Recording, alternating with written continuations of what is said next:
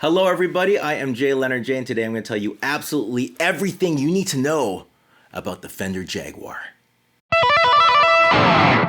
Welcome to another episode of the Tone Lab, and this is a particular episode that I've put a lot of love into this. I've been wanting to make this thing for months, but I really wanted to make sure I had everything down packed. I really wanted to be as educated and thorough as I could because this has probably been one of the most fun projects of the last year. We are talking about the Jaguar, the Fender Jaguar today. Not the history of it, but the actual instrument itself, because in my opinion, it is probably of the classic guitars out there, like the Duo Jets and the Strats and the Les Pauls.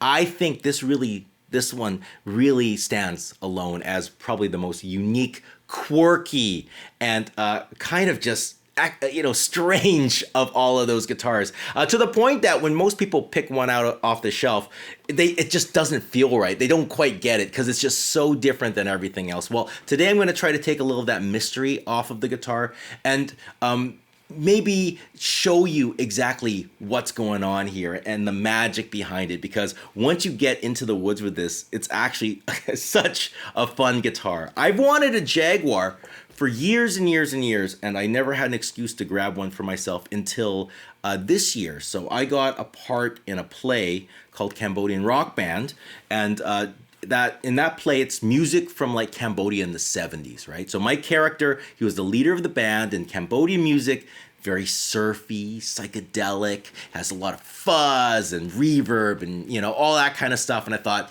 this is it. I'm going to, get a Jaguar and I'm going to dig into this because it was the perfect design for the show. And it was great because it was my only guitar, like my main guitar for the entire run. And I really got to spend a lot of time with it. So today I'm sharing with you everything I learned about this guitar and how I get my sounds out of it. All right. So this is the Fender Jaguar. I would say it's the last in the big four of Fender guitars. You have the Tele and the Strat, and the Jazzmaster and the Jaguar. And you can see a lot of Jazzmaster influence in here. The shape of it, the ergonomics, the cuts and everything. It just fits and feels really balanced on the lap.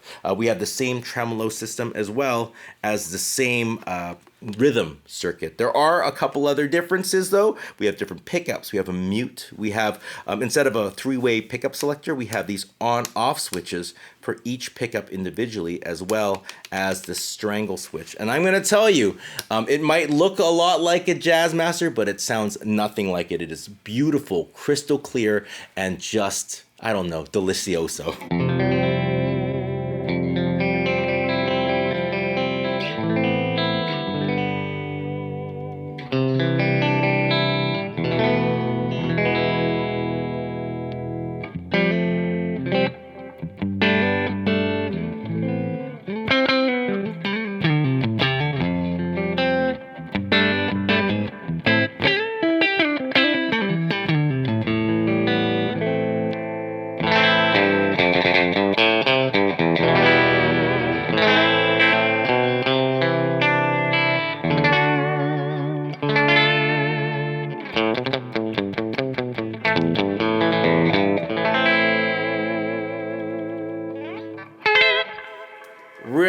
Really lovely sound, really addictive tonality to it. So I think what makes this guitar the most unique is the scale length of this guitar. It is very short in the neck. The longest would be something like a Fender Strat or Tele. Those are 25.5 inch scale length. A Gibson guitar would be underneath that, 24.75. This is even shorter. This is a 24-inch scale length. And so the neck's going to be more squatty, the fret's going to be closer together, and it's a more intimate feeling here. It really feels almost like putting a 0018, like a Martin 0018 in your lap. It's a similar kind of feeling. You just feel like really close and kind of squished in with the guitar.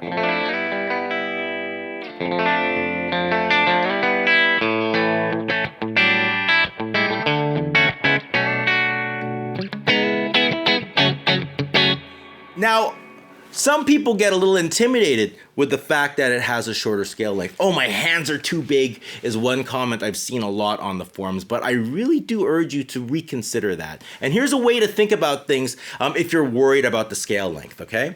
If you get a normal Fender guitar and you play it with a capo on the first fret, that's a Jaguar. So pretty much playing a C chord here, an F chord, your big cowboy chords here, it's gonna feel like just doing it when you have a capo on the first fret of guitar. I'm pretty sure all of us have been able to play pretty comfortably with a capo. In fact, a lot of us find playing with a capo to be much more comfortable. And then when you're soloing on it, it's the difference of one fret. So if I'm playing on the 5th fret here, soloing, the spacing is gonna feel just like I'm playing on the 6th fret on another guitar. So I would not stress about the scale length. It does do a couple other things though. Because it is shorter, the strings are gonna be more loose and more bendy.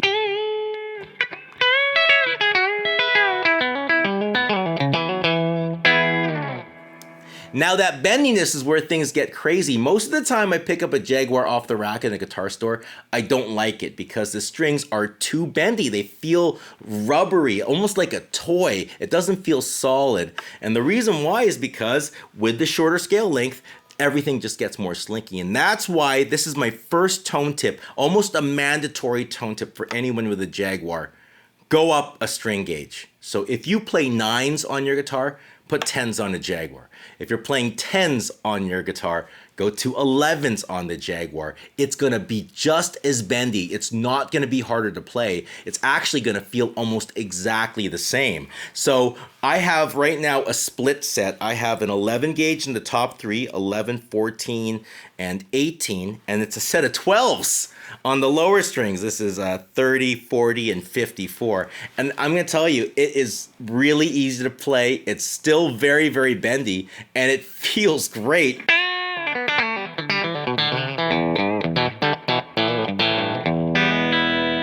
I usually play 10 gauge strings, balanced 10 by Stringjoy, and the change here was really nice because it feels like I'm playing 10s with a little bit more thickness down low, but even though it's as slinky as a set of 10s, the thicker strings do have a different feel on the finger, so it feels very solid and slinky at the same time. It's hard to describe, but it is very stable. It's a very secure feeling, and that's why I have to say, always go up a gauge when you're playing with this guitar.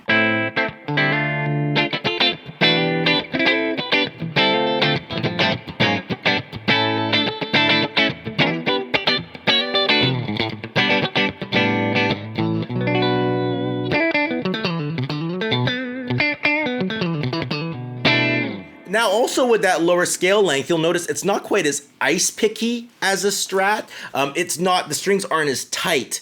And because I have thicker strings and this lower scale length, everything sounds a little bit softer, a little bit more ploppier with the sound.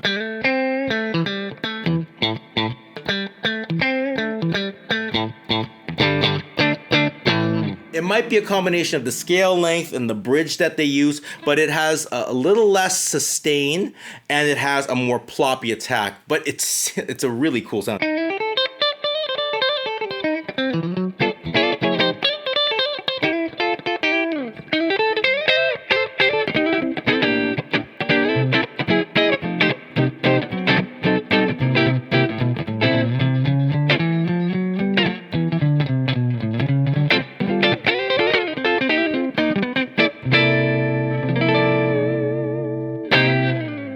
It's a really cool feeling, it's a really cool sound, and it's very, very unique. It's a bright guitar inherently, though, especially when you have everything on 10. It's really, really bright.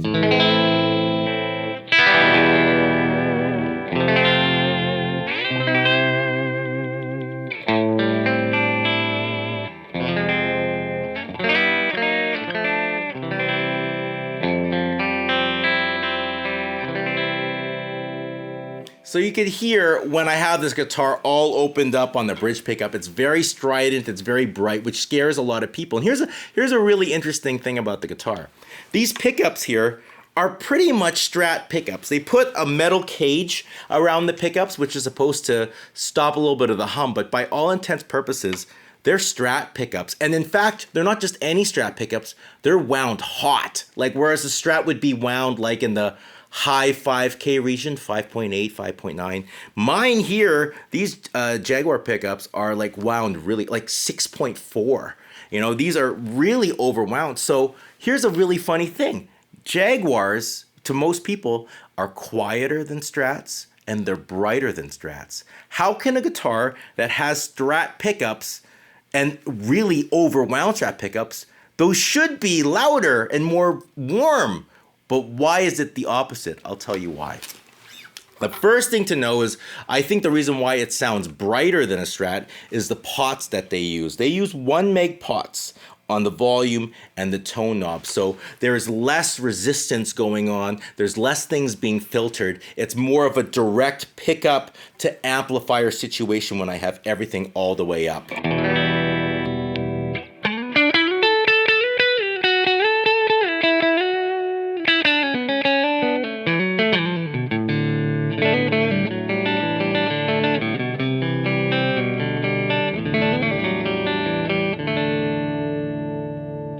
So that's why it's brighter, but why is it quieter? Well, here's the thing. It is brighter, and most people will probably turn down the tone knob a little bit to tame some of that brightness.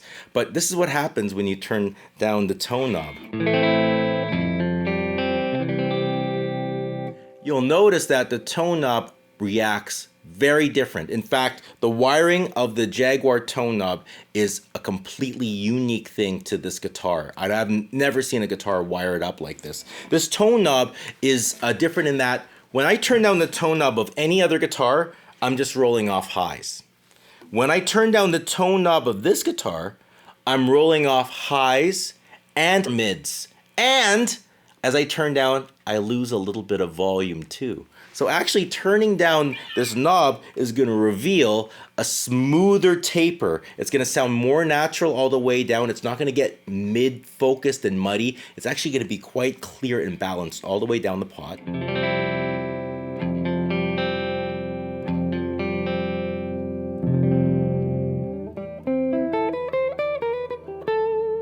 All the way down, and it doesn't sound muddy because we lose those mids. We lose that harsh honky.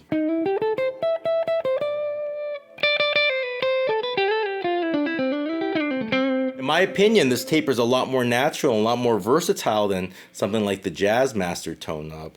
But it comes at the expense. As I turn this down, I lose volume, about 3 dB, or maybe just a couple dB here and there by the time all is said and done, but definitely a volume drop. And that's why when you're using this guitar and you have the tone knob and you compare it to a Strat, the Strat's gonna be louder. The Strat's gonna be louder, which is what gives this guitar its tone.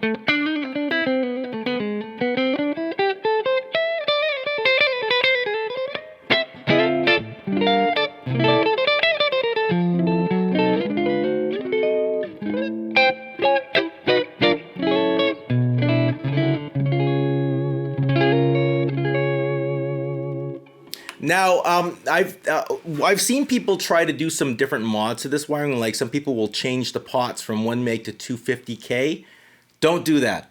If you do that, your guitar is going to get quieter, even more quiet than if it was with 1 meg pots when you turn down the tone knob. So if you're going to use the standard quirky Jaguar tone knob wiring, don't change anything. Keep it the way it is. If anything, there's a little resistor in there. You can play with the resistor value, which is going to give you some really unique things.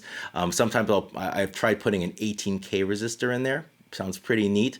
But if you want to get a more of a Strat sound out of this guitar, I recommend actually just wiring it up like a Strat. And you'll see your volume comes back and then the tone pot taper comes back as well. And it's going to sound a lot more Stratty, a lot less of that bright in your ear kind of thing that this guitar is known for, which I kind of like. And now, I will say though, if you're going to wire it up, don't use 250K pots, use 500K pots, because these pickups are wired so much hotter than a standard Strat pickup. The 500Ks will prevent it from sounding too muddy. That's my piece of advice, but I actually just like the standard wiring. It's what makes the Jaguar the Jaguar.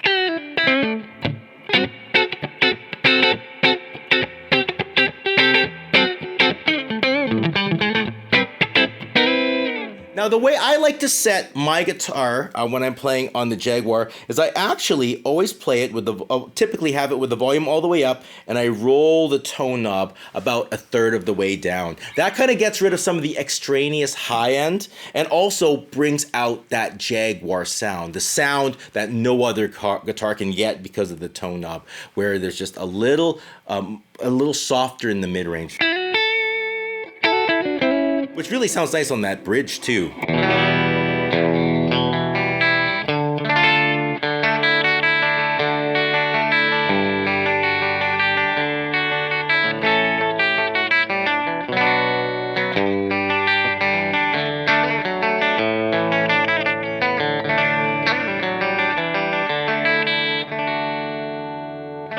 And what's nice about having that tone knob roll down a little bit too is when I turn down the volume knob, there's no treble bleed here, so the tone gets darker. So now I can actually use this to bring back some of those highs.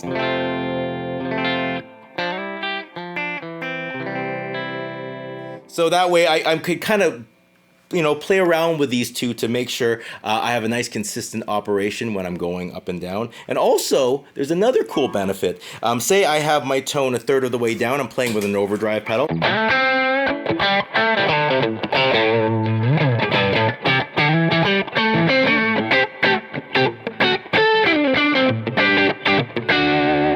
If I turn this up, I'm gonna get a good solo sound because the solo sound should be louder and it should have a bit more brightness, and that does both.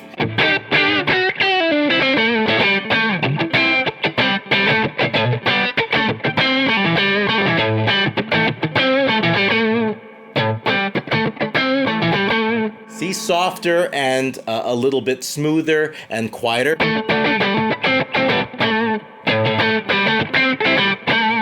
It's almost like having a built-in boost pedal in your guitar. So that's why I like to keep it default here, get my sound perfect there, and then crank it up when I want to do a solo. Or if I'm lowering my volume, I'll crank it up too. So that's really, and I recommend you do it. Remember, there's no tone knob that operates like the Jaguar tone knob, so use it. That's how you get that sound.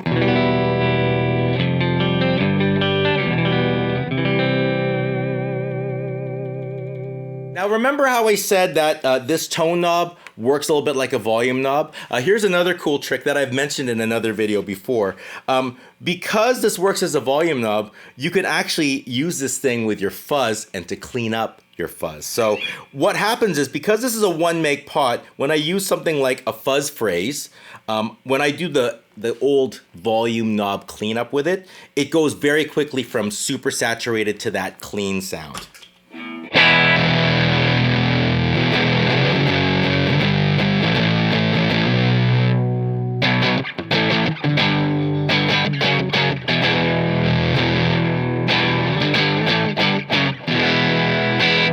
It's not quite as subtle as using a Strat knob, but that's where the tone knob comes in handy. You see, the tone knob subtly changes the gain level. So if I have my volume max, I can go from like super fuzzed and then roll it off all the way and get like a slightly less fuzzy, more overdrivey sound. Check this out. This is with a tone all the way up.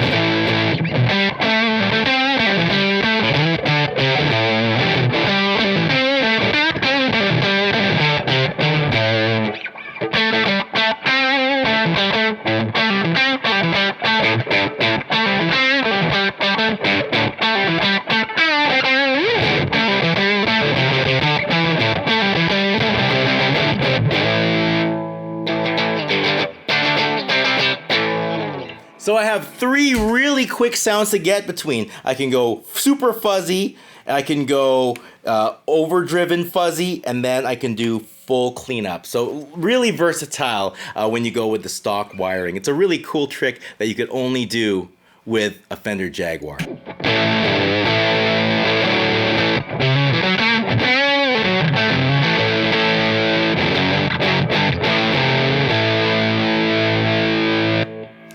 Now let's talk about the rhythm circuit. The rhythm circuit is something you might be familiar with from the Jazz Master. What it does is when I engage it, it bypasses all these electronics, brings everything right up to here, and isolates the neck pickup, changes the values here. So it's actually a darker, smoother sound.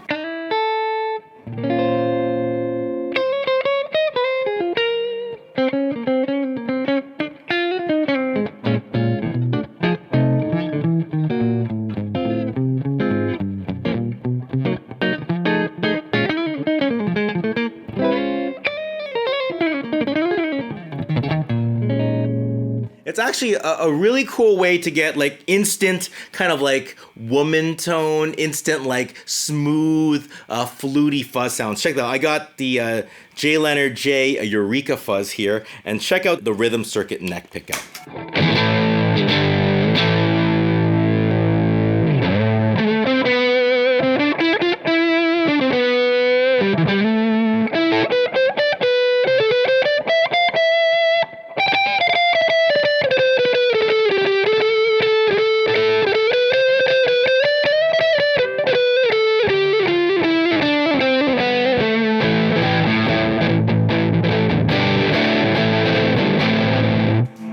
It's a cool thing, or you could turn it off all the way, have like an on-off switch going on.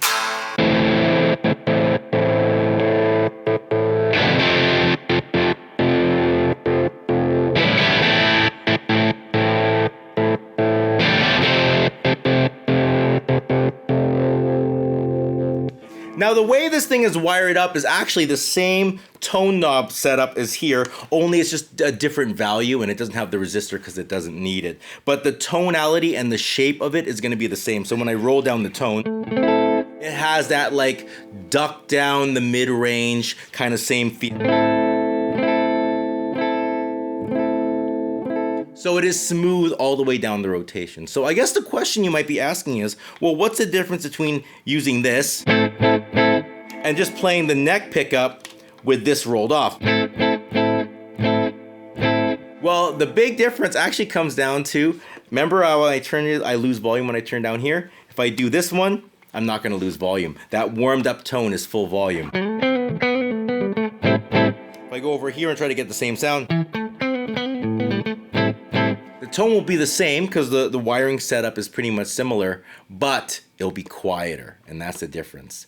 Another thing to note, if you have a Jazzmaster, it does sound different than the rolled off Jazzmaster because the tone knobs are wired up different, so they'll have a different response. Let's look at the Tremolo system.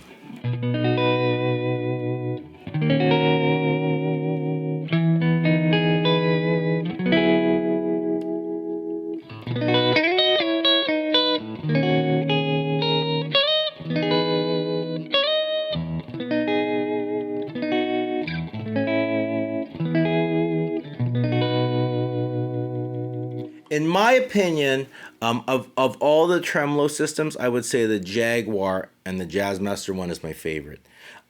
Because it is the smoothest feeling one, and it is just really, really, just the tactile experience and the tone and the expression of it is just beautiful.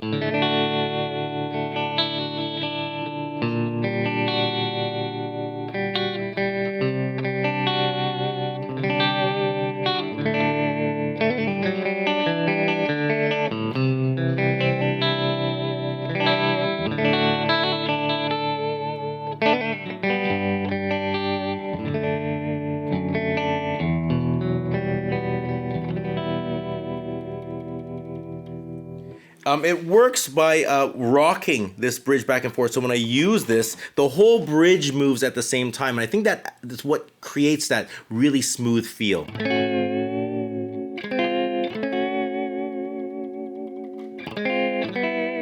I also like the fact about this bridge is it has this little switch here. And what happens is if I break a string, I can move the switch down and it'll put my tuning back to normal. Like if I break a string on a Strat and I have a floating Strat, tuning's over, game over until I change the string. But with this, if I break a string, I just move this thing over, and for me, I break a lot of strings. So that is the perfect little setup. I wish all guitars had a lock like that. That would pretty much, there's a lot of guitars I don't use live just because of that alone. I'm always worried about breaking strings and what happens when I do. Here, I don't have to stress as much. Now, because of that system though, I don't actually break as much strings on a Jaguar. I think with this design, the strings come at the bridge really gently. It's a very shallow angle when it hits the saddle. And because there's not so much downward pressure on the saddle, I'm not breaking as many strings. I break lots of strings on through body Telecasters and stuff, you know, wrap around tail pieces. But with these kind of guitars, when there's so little tension going on, the guitars feel slinkier and I break less strings. And when I break a string, I have a lock. Just a lot of reasons why I think this bridge setup is really fantastic.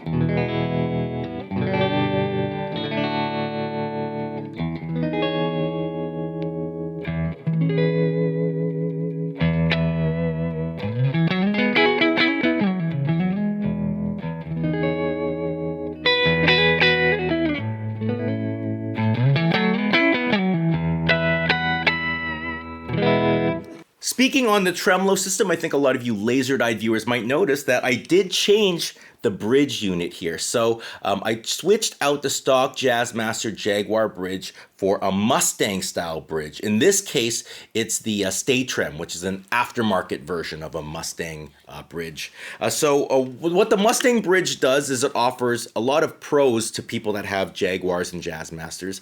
There's a deeper slot groove, so the string doesn't pop out as much when you're hitting it really, really hard. There's also just less screws. There's no radius screws or anything, so there's less things to just get loose and kind of get, you know, buzzy as the years go on. So it's a really great option. Just make sure that your bridge that you order matches the radius of this, because you can't change the radius once you order your bridge. There are some aftermarket bridges that are fantastic. One I would probably avoid is the Mastery. In order to use a Mastery in this guitar, you're going to have to drill some bigger holes in the mute, which might not be the best idea. And also, I think the magic of the system is the rocking back and forth motion, which a Mastery doesn't do. Masteries are solid, and I really feel like it works the best. And when you have it set up and stabilized, it is really set. Like, these things are great. So I would probably stick with the rocking system. And I set my bridges right in the middle, sticking straight up. So that way when I go up and I go down, it's always pivoting right in the middle spot. There's some people that have different thoughts on that, but for me, keep it right up there, and I've never had a problem with it. It works really, really great.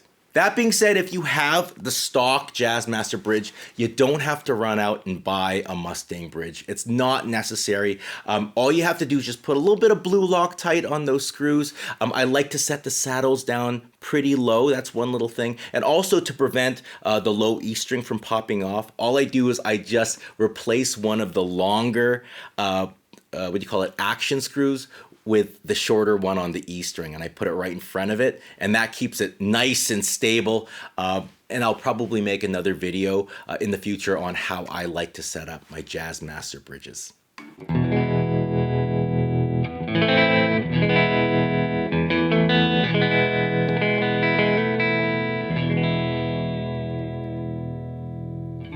Speaking of changing things, like with the bridge piece, there are two other mods I've done to this guitar. One is I switched out the string tree. You don't need to do this. The only reason why I did it was because the stock one was cut a little too high, so my E string kept slipping out of the nut slot when I was getting nasty with it. But I'm eventually just going to shave that stock one down and get it a little bit lower. But I just grabbed this because it was lower and it was available, so don't worry about that one. The one mod I actually really recommend doing was here. So I have this little, switch turns on and off the pickups, but the problem is sometimes, like, when I'm in the heat of battle, I'm like strumming really hard, I might go like this, like give it down and accidentally turn off both pickups. And if I'm going like this, I'm going a lot of power, I definitely am in a situation where I need to hear my guitar.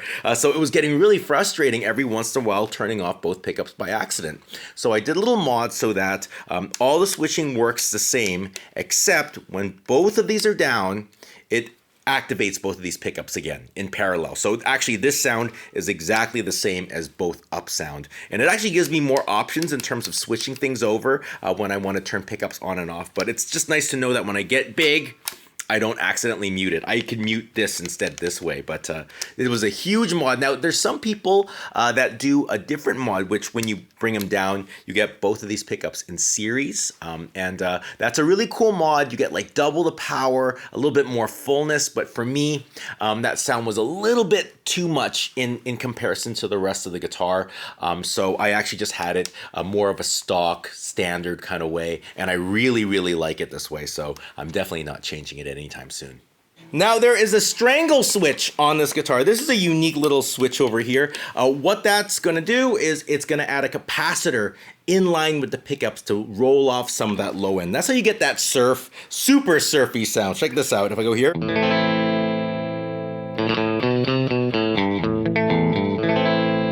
This is gonna cut the lows.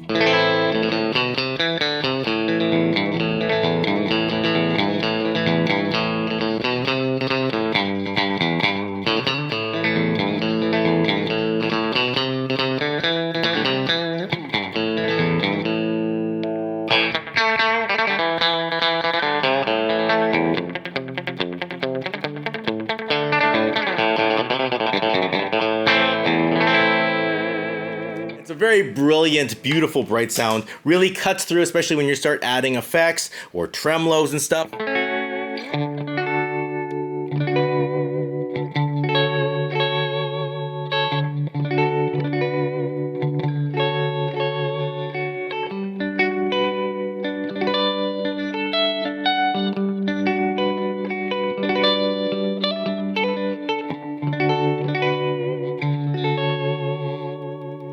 So that's one way to use it. That's pretty much how it's traditionally used to make your sound a little thinner and twangier. But this is how I actually like to use it. So when I'm dialing in an amp for this guitar, I dial it around the bridge pickup. So I make sure that this sounds perfect with the bridge pickup with the tone rolled down a little bit. Now when I do it that way, sometimes when I go to the neck pickup, it might be a little bit too much in the low end. It's a little bit more smooth and jazzy.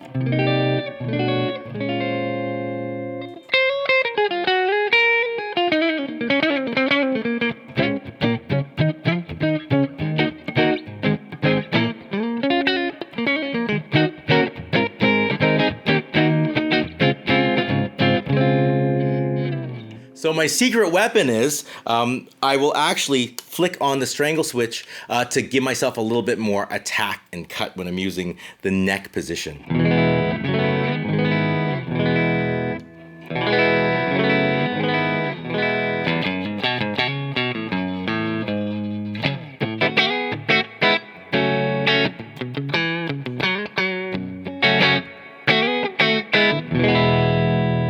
Now watch how it changes things when I go to the tube screamer here. The sound's gonna be nice and aggressive and beautiful and full when I have the Strangle off.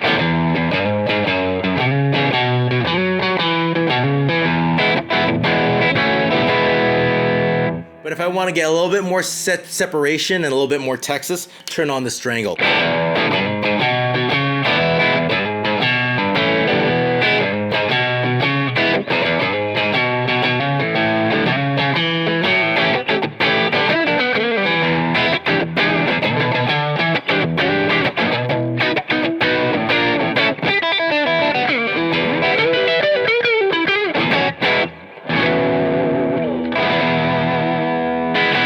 It's a very useful switch, and it's a switch that works the best when you have it in the stock wiring. If you add this switch and add that capacitor in with a different kind of tone knob wiring, it's not going to be a smooth sound. It'll be more like a wah pedal kind of sound, like kind of nasally. But when you're mixing it with this setup over here, that's where it really sounds the most natural and the most effective.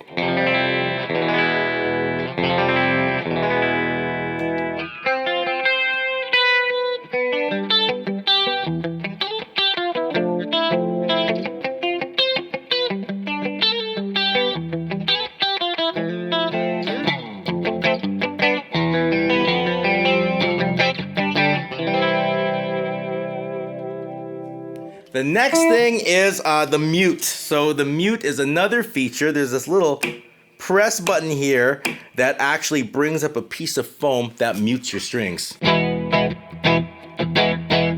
And that is a really cool feature because it gives you that really choked kind of sound. I'm gonna go in the rhythm circuit here.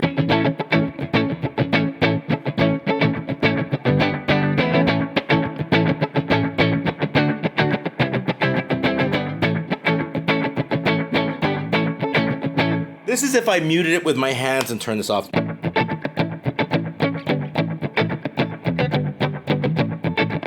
I have to kind of change my picking. Here I can go with more reckless abandon.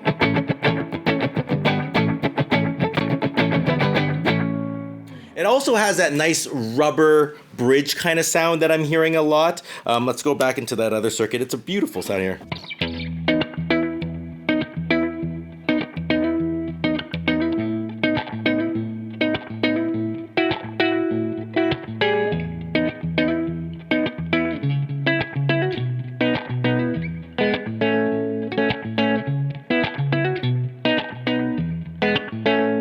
And if I go into my bridge pickup with the Strangle on, it's almost banjo-y.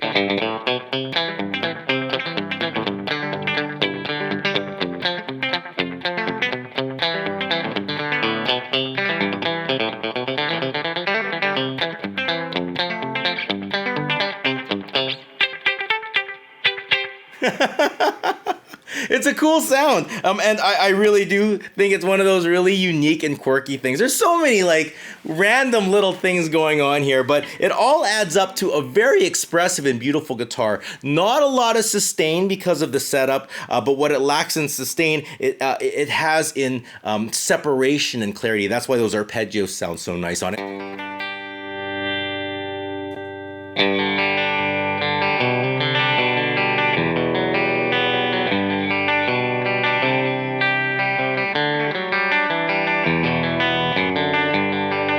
And that ploppy sound, oh, it's just so unique to the instrument.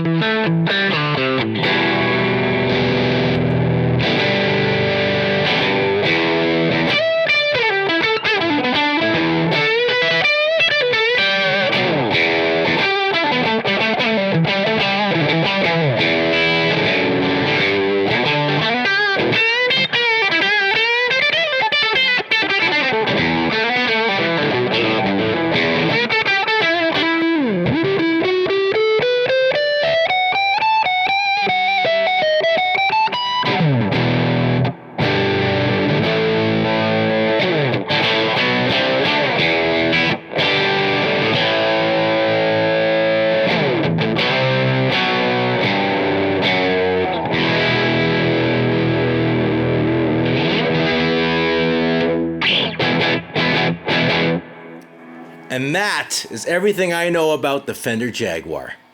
Well, that's it. That's the video. Thank you all so much for watching. Please subscribe to the page if you haven't done so already. Check out the links in the description below. It really does help out. I have a link to my new album. I have a link to that custom painted Jam Pedals Eureka that I used in the video. I'd love for you to check out that thing. It was really fun to collaborate with. And I'll even put a link to my custom wiring that I did for my Jaguar, which gives you the both pickups on in both the up and both down positions. So you can have that if you're a Jaguar player and you have the same problem that I have. Now, I did write a couple specs for you. On the low E and the high E string, I have about 1/16 of an inch of relief from the bottom of the string to the top of the fret. And then when it comes to my pickup heights, I wrote, look at this, I wrote it down for you. On the neck pickup, if you depress on the last fret, the distance on the low E is 1/8 of an inch, and it's 5/64 of an inch on the high E. E. And then when it comes to the treble pickup, if you depressed on the last fret, it's going to be 3/32 on the low side and 1/16 on the high side. So that's how I have my guitar set up. Sounds pretty good to me. Feel free to play with it on your own as well. That being said, I'll see you all soon. Take care and goodbye.